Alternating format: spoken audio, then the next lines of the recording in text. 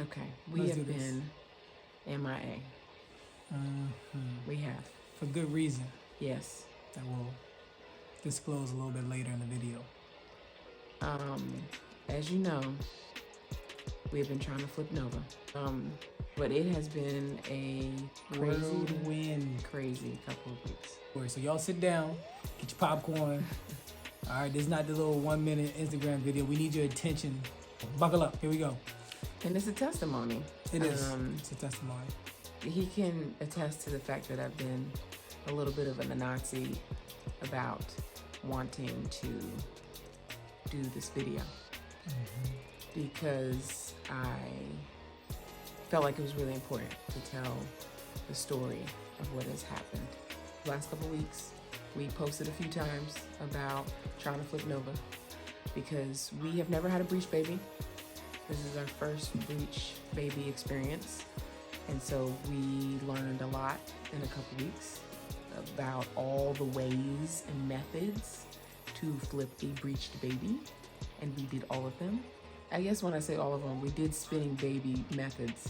There's like a ton of them on that website. So if you're watching this video, you have a breech baby or you know somebody that has a breech baby, stay tuned in and share with them because it's a testimony. Go ahead. Yes. Go ahead. So we've also had natural births. We had anesthesia in a hospital. We had Justin Mercy in a birth center. And then we had Gia at home. And our plan has been to have Nova at home. So we had to figure out how to turn this baby around because the midwife that we've been working with, after we found out our baby was breech, we also found out she doesn't do breech deliveries. So that really sent us on a journey of, wow, we've been in her care, loved her care, you know, but we were trying to figure out, well, what do we do? We didn't know this, and it never came up because our baby wasn't breeched until the 11th hour. So 2 weeks of every day walking in faith, trying to figure out. We did a couple things. We did, like I say, spinning babies. We did chiropractics. I was at the chiropractor every other day. Two different chiropractors. One in Waco, one in Dallas. Yes. We tried to put her on her head, like put her on an iron board and sit at an angle. Some crazy to get babies to turn around. We did a manual procedure. Yes, a procedure that you had. You try to turn the baby, midwife tries to turn the baby inside the tummy. That was painful to watch. So I'm sure it was painful to go through, but we wanted to do everything that we could to get to get Nova turned around so she can be, you know, face down and delivered by the midwife whom we come to love, Kanisha. Yeah. Fast forward to, I don't know, there's so many details. Where do you want to start? This is your story, girl. Because Black Maternal, there's another reason we're talking about this. A couple weeks ago was Black Maternal Health Week. And, you know, it's really important to just kind of shed some light on what Black women go through when it comes to pregnancy and deliveries. We feel like this part of the story, or this story, goes along with Black maternal health. So, this is your story. Where are you gonna start? Well, I honestly don't know who needs to hear what aspects of this story, and I really wrestled with like, all right, Lord, what's my angle? But I think my angle is just to tell our testimony, and whatever aspects resonate with people. Because I just believe that we walk through this for a reason, not just for ourselves, but for other people. And a lot of times that's our story. Like the Lord allows us to go through really difficult times because He knows we're going to talk about it. And prayerfully it'll be an encouragement, inspiration to other people.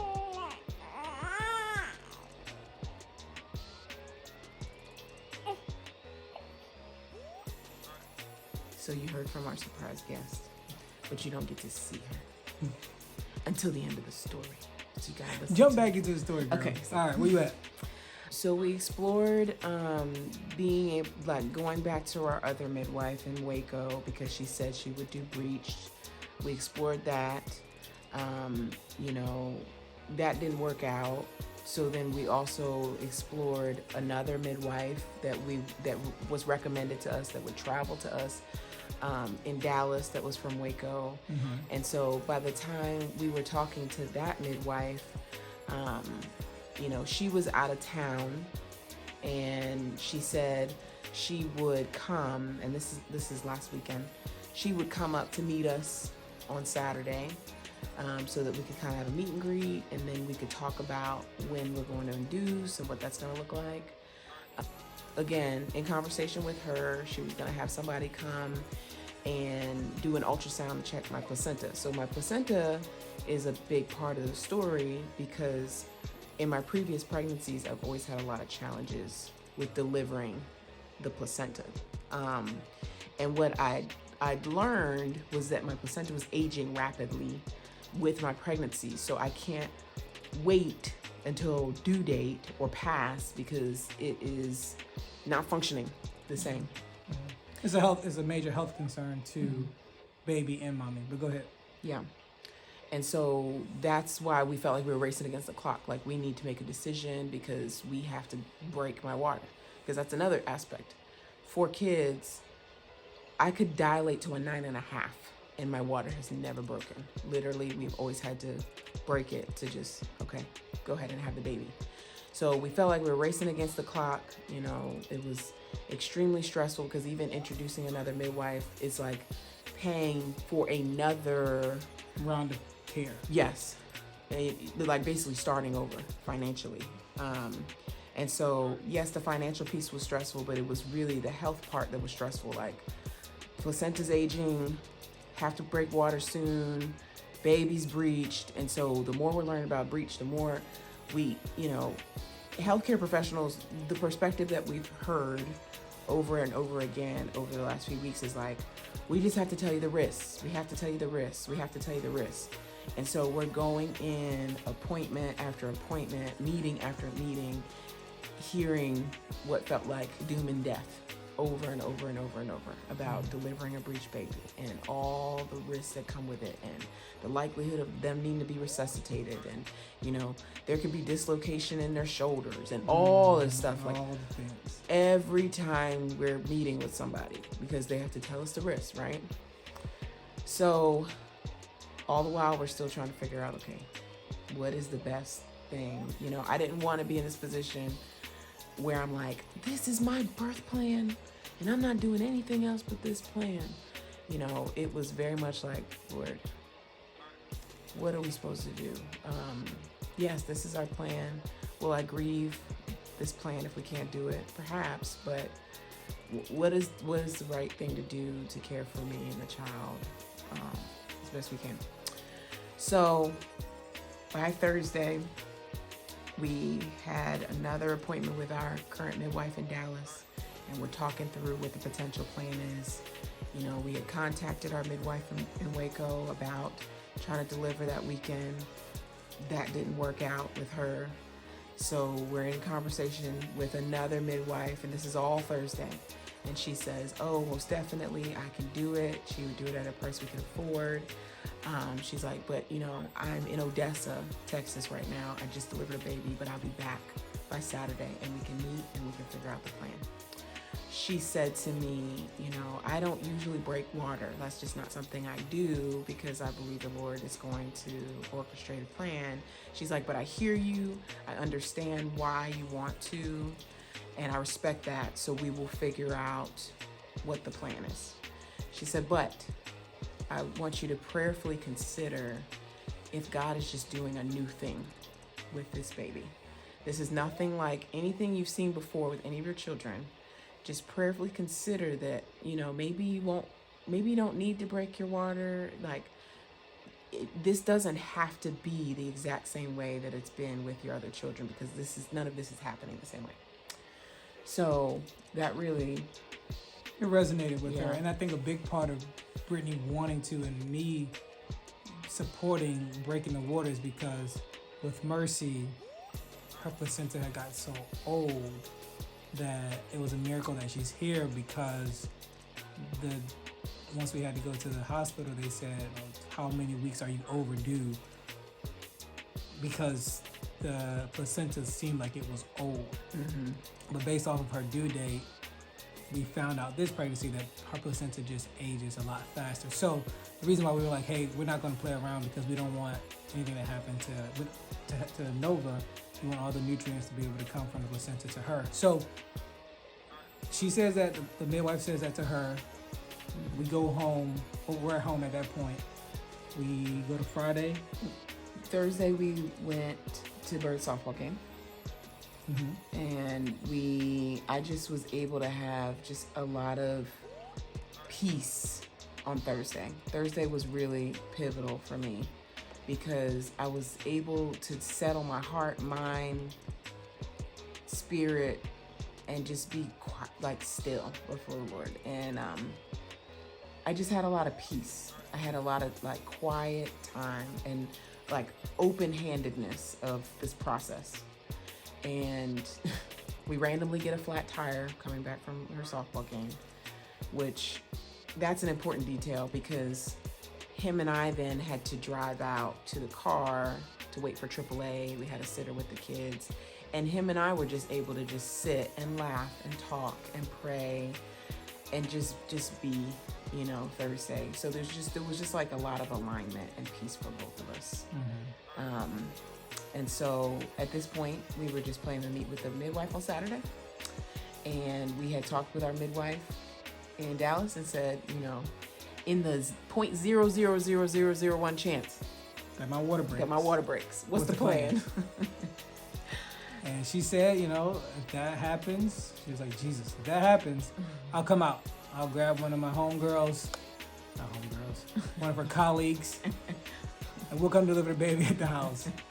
So we're like, all right, bet. So we go home thinking, we're going to have a chill weekend. It's going to be chill, right? Yes. We got Friday, we got Saturday. Clean up. Get ready. Maybe go have a last date night. And we were exhausted. So we both fell asleep around 11 o'clock. Yeah, watching TV, I think. And then. About 5 o'clock in the morning, I'm startled out of my sleep because I literally feel something happening. And the only way I can explain it, it felt like literally Nova, locked and loaded. I was like, what just happened? I just knew. I was like, she flipped. Okay, let me see. Okay, this feels really hard. That's probably her butt. She flipped around. Jesus, won't he do it? So I'm laying there. I'm like, okay, all right. I need to get up and go to the bathroom. But I don't want to get up and go to the bathroom. What if my water actually did break? That would be wild. I'm not going to get up. I'm just going to lay here. She's saying all this in her mind. In my head, I'm saying this. It's 5 a.m. 10 minutes later, water busted. Everywhere. Bam! My water's breaking. It's breaking. I'm like, oh. I just think, I feel like somebody peed on me. It was so warm. That's a lot of detail. It was a lot. People need to know. All right, your wife water breaks and it's not pee. Her water's breaking. It was a lot of water. It was like somebody took a pool and just flipped it in our bed. It was soaked. So she's screaming. She was like, "Baby!" I was like, it's breaking. I was like, so I jump up out of bed. I just see him going back and forth. I'm pacing. I'm like, okay, what do I do? So I call Kanesha. And, hey, Kanesha, you remember that 1.00000.011 chance? Yeah, her water broke. So Kanesha was like, oh, Jesus. Okay. All right, Gary, I'm going to call how the contractions. At this point, contractions are they're bad. I mean, it was probably 30 seconds in between. Yeah, so Kanesha calls her maybe person. We call the other midwife. We tell her what's going on. The one that was in Odessa. Yeah, she's like, well, I'm 5 hours away, so I'm out. But hey, I'm praying for y'all. And gets it, basically, what do you feel like Lord's saying? So we're thinking we're just gonna have this baby here. Midwife's gonna come 40 minutes. It's gonna be great. We're gonna have the baby here at the house. So they get stronger. Midwife says, Brittany, call an ambulance. So I call 911. Hey, y'all. Wife's in labor. Water just broke. Can y'all get here? So they send the ambulance. So at this point, so water breaks at 5:19. Just put that in the back of your mind. 5:19. Paramedics get here. They're like, they come up steps. They're like, hey, we about to take you to the hospital. We were like, hey, what hospital can you take us to? We'd like to go. This is important. Okay. I hope no one's offended, but the paramedics came to the door and it was like two burly white men, and I'm just in labor, and it was just not who I expected to see walking through the door. I just got to put that out there. I was just she was naked. I'm like, oh my God, naked. Y'all, on you're all the four ones. legs. I mean, all fours. So anyway, that was uncomfortable. Yes. We were like, hey, can you take us to Bumpsy? Bumpsy is like Baylor University Medical Center. Downtown Dallas is the best one. Well, it's the one that our midwife recommends. Like, if you're gonna have a baby, natural, they're supportive. So like, cool. So we're like, hey, this is where we want to go. He was like, nope, I can't take you that one. I'm gonna take you to the one up the street, United something. I don't know. Mm-hmm. Anyways, we were like, I'm stuck. So Kanesha, our midwife's on the phone. She was like, Gary, at the next contraction, she's like, no, you're not going there. You're not going there. Get Brittany in the car. I was like, all right. By this point, Bird comes in, right? She's right, her eyes get all big. And I'm like, babe, don't worry. Everything's okay. Mommy's okay. Baby's just come. I need you to go get your sisters. And I need y'all to get in the car. She's like, okay. So she goes get her sisters. They get their stuff on. They get Gia. Next contraction's over. I start to take Brittany down the steps. Mind you, Brittany's like, oh, I need a dress. I need my purse. It's like, woman. I'm in your a robe. Strong, black, independent tail. I'm down in a the robe. steps. No clothes, no shoes, nothing, Jesus. Nothing. So I'm like, can I get a dress? Get in the car. I need some ID. Get them in the car. Old boy, paramedic was like, hey, we need you to sign some paperwork. I was like, bruh, are you serious, right? Midwife hears him. She was like, Gary, drive. So he was like, never mind. So what's your last name? What's your last name? I'm driving out of Wardlaw. So turn the car on. So I pull out, and at this point, I'm living out my best dream, right? I've always had dreams of being a NASCAR racer. Okay, that's too bad. Going to the hospital, right? But he trying to live out his best man holiday. Right. So scene. I get on 35. I'm on interstate, and mind I'm whipping it. We still in a rental. Okay. Yeah, and at this point, it's like, it's not even, I don't even know if I consider it a rental. It's a borrowed car from somebody that we're paying. Basically. So that we have a car big enough for our family right now, because y'all know the situation with the truck. Basically. So we still in a rental. All I could think was, oh my gosh, I'm about to have this baby in this rusty, trusty truck. I just can't believe this is happening. I'm not going to make it. I'm not going to make it. Midwife was like, yes, you will, Brittany. You're strong. I'm like, you got it, babe. Mind you, I'm doing 85, 95 miles per hour. Like, legit. Beeping my horn. Downtown Dallas. Driving. At 5:50, 6 a.m. in the morning, right? While everybody else is getting ready to go to work. Beautiful part of the story. We hear Bird in the background, right? It's chaotic. Bird's in the background worshiping.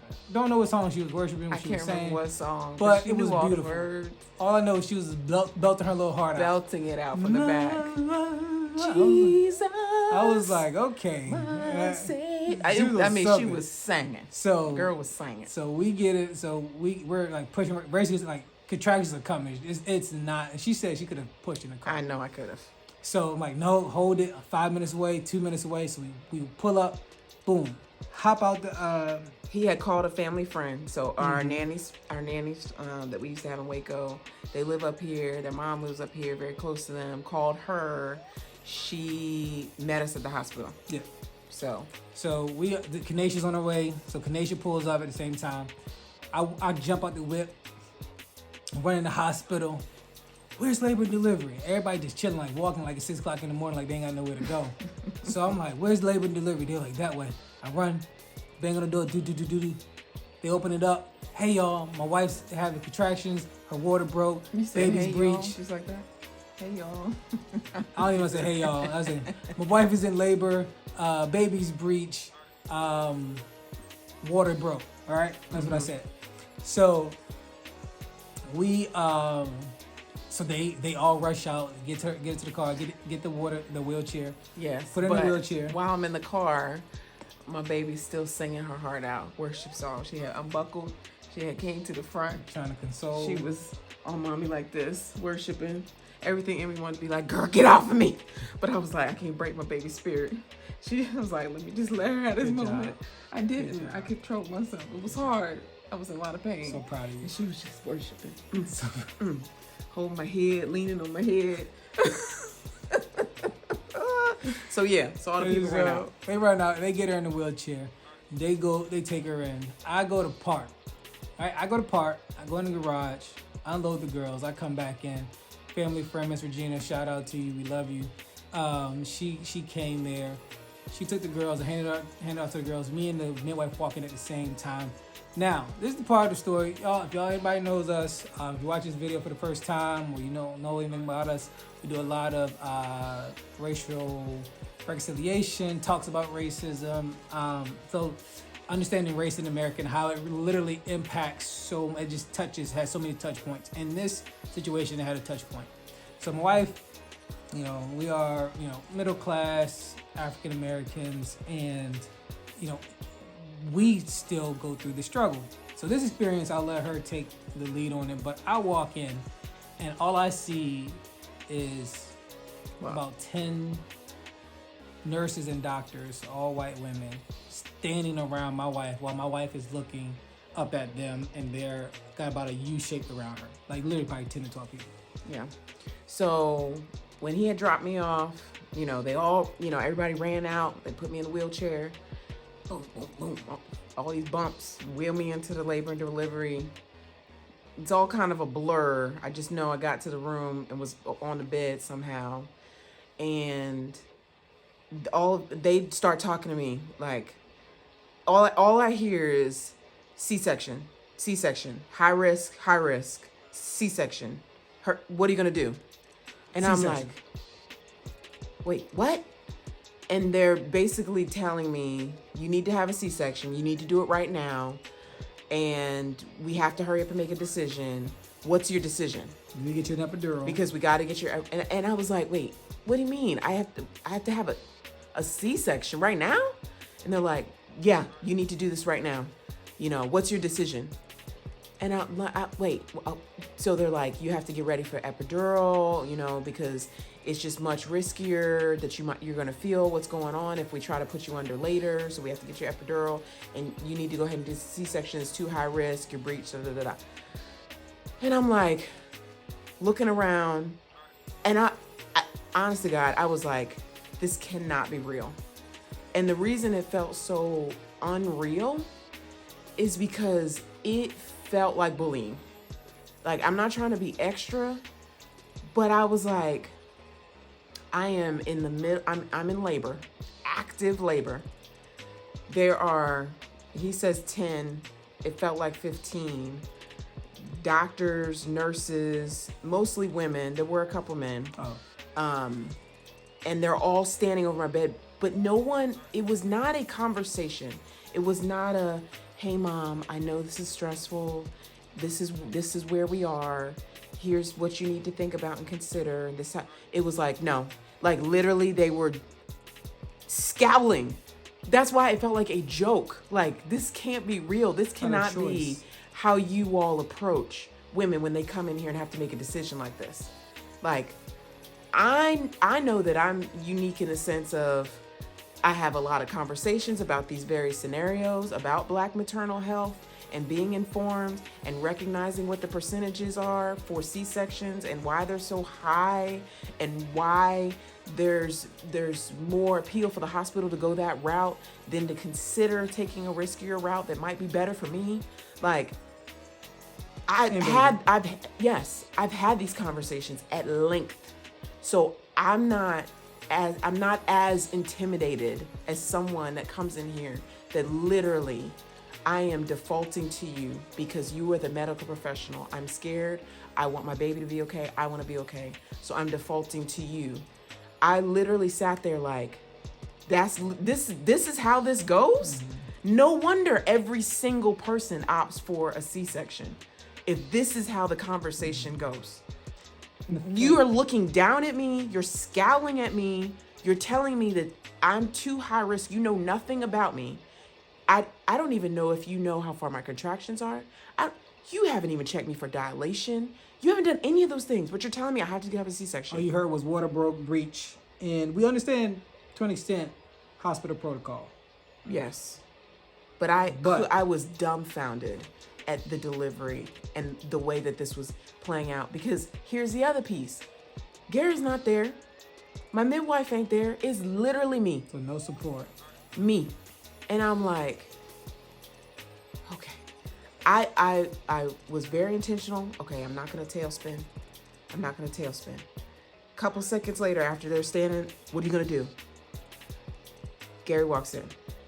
Midwife walks in. You know, and I think maybe did they recap it or no? No. Okay. No. So I said, look, just give me a minute. I need a few minutes. Give me a minute. I need to talk to my husband. I need a minute. They file out.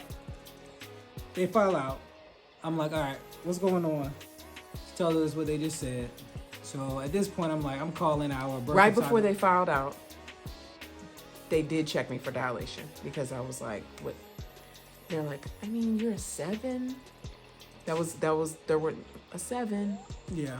Okay. So I call our birth photographer, because she was supposed to take pictures, letting her know where we are. And I'm on the phone for maybe 5 minutes, and all I hear is Brittany start to scream. And we're like, okay, this contraction, we're going. But then Kanesha, our midwife, she looks, and I look. And next thing you know, boop, 2 little feet dangle out. We're like, this ain't a drill.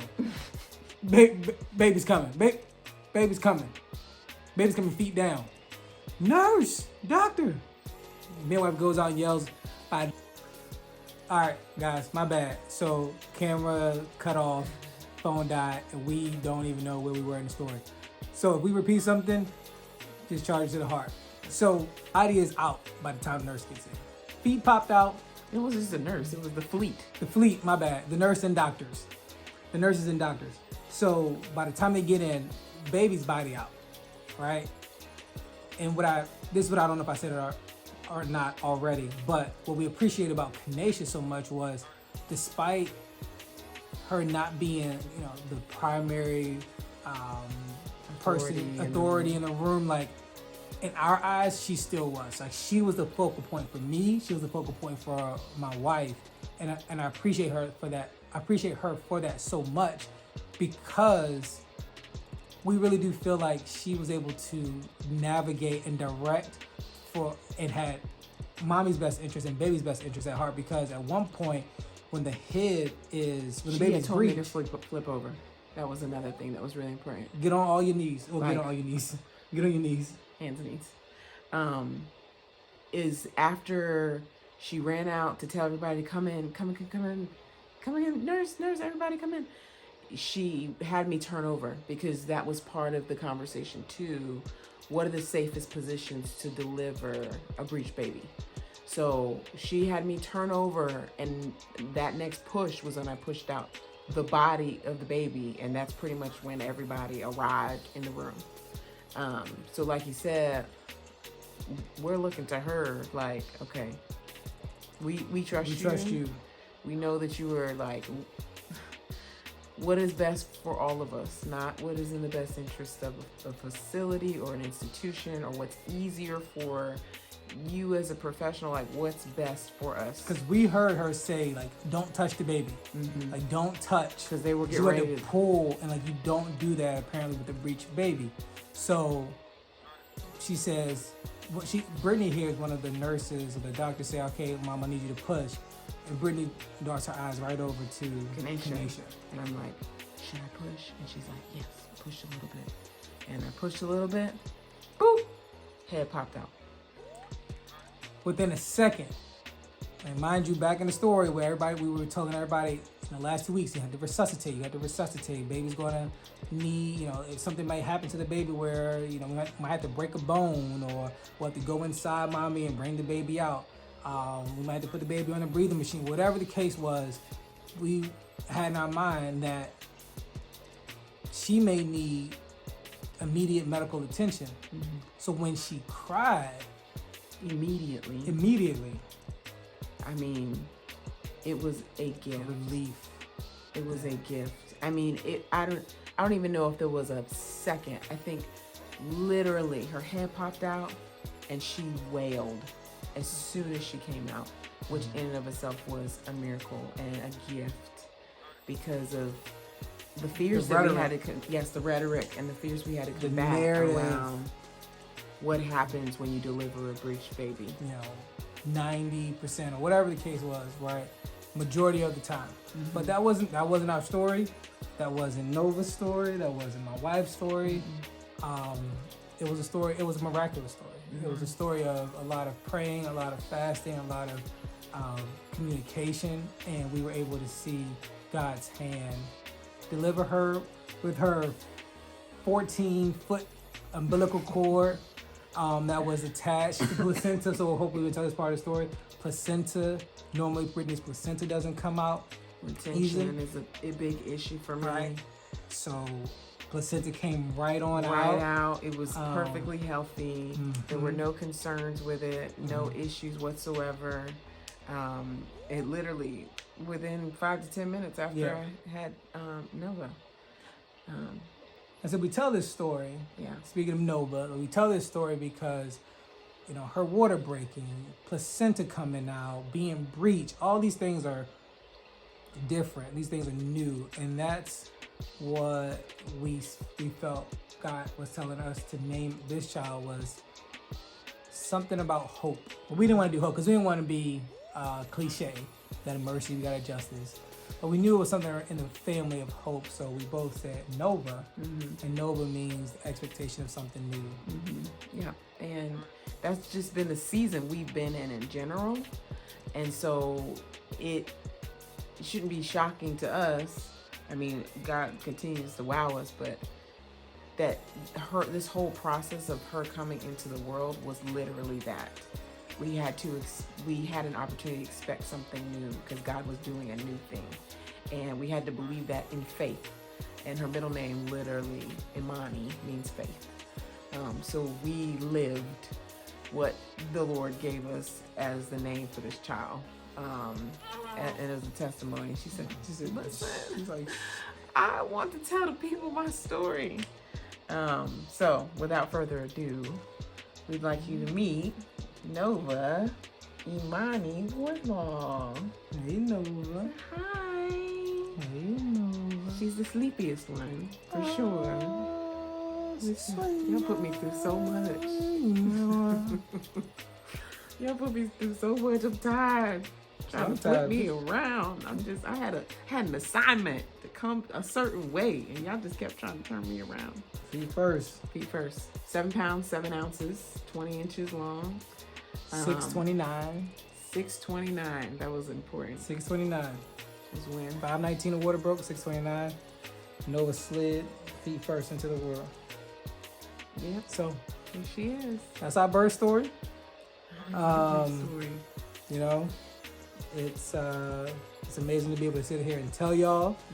Be amazing to sit here and hold our newborn and she's a rock star. Like she's a talk about you. Oh, gladiator.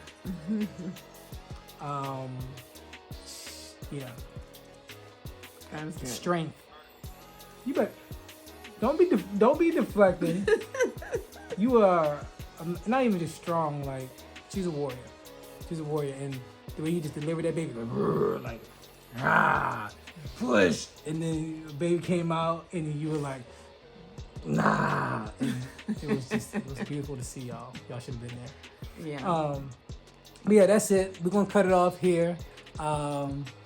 We did. I will say this. We did leave the hospital same day. Oh yeah.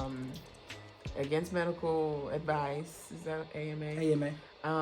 But it wasn't contentious. It wasn't an issue because we literally left the hospital in perfect health. I was perfectly fine. Nova was perfectly fine. There was literally nothing that needed to be monitored. We were planning to have a home birth anyway, so our house was ready for us to just be here. You know, appreciate Miss Regina taking care of the babies. Grandparents got here within 48 hours. And you know, sisters are having the time of their lives with their new little baby doll, Nova. But yeah, we appreciate the prayers. You know, the flip was unsuccessful, but that's because God was setting us up for a miracle story. So that's it. That's it. Appreciate y'all watching. We'll be posting a lot of cute pictures. Yeah. All right, y'all.